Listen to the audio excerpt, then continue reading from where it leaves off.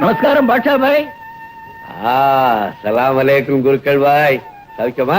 சௌக்கியமா இருக்கேன். எல்லாம் உங்க தயவுல. நம்ம தயவு என்ன குருக்கள் பாய், எல்லாம் அல்லாவோட மர்சி. நம்ம சேரி உங்களுக்கு பிடிச்சிருக்கா? அக்பர் பாட்ஷா நடல்ல அக்ராரத்தை விட இங்க நான் ரொம்ப சேஃபா இருக்கேன். பாஷா பாய் சலாம். എന്താ என்ன? ജോലിക്ക് പോകുന്നു?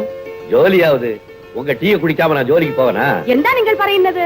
എന്റെ കടയിൽ ബോണിറ്റി നിങ്ങൾ കാണും. അത് ഞാൻ കാലയിൽ അനുപ്പിയല്ലോ. அத காலையில என் தங்கச்சி கஸ்தூரிக்கு கொடுத்துட்டேன். എന്താ തങ്കച്ചിയോ കസ്തൂരിയോ? ആരാണെന്ത പെൺകുട്ടി? அது ஒரு கதை. ராத்திரி தான் நம்ம வீட்டுக்கு வந்துச்சு. அதுவும் உங்க மாதிரி ஒரு இந்து பொண்ணுதான். பாய், നിങ്ങളുടെ ഹൃദയം ഒരു ക്ഷേത്രമാണ്. அக்பர் பாஷா மனசுக்கு. இலங்கையிலும் நடிகர் திலகம் செய்த வசூல் சாதனைகள் ஏராளம். உலக நடிகர்களிலேயே நடிகர் திலகம் ஒருவர் மட்டுமே அதிக 100 நாட் படங்களை நடித்த ஒரே நடிகர் ஆவார். வசூல் மன்னன், வசூல் நாயகன், வசூல் சக்கரவர்த்தி என ரசிகர்களால் போற்றி கொண்டாடப்படும் நடிப்பு மேதை இலங்கையில் நடாத்திய சாதனைகள் எண்ணிலடங்காதவை.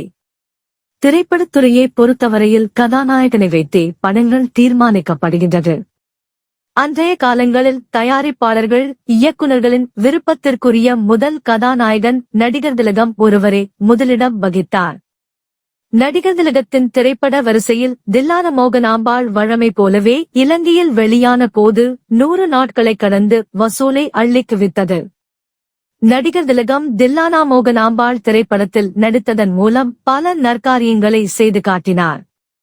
நடிகர் திலகம் ஒருபோதும் விளம்பரம் செய்து உதவி செய்பவரில்லை.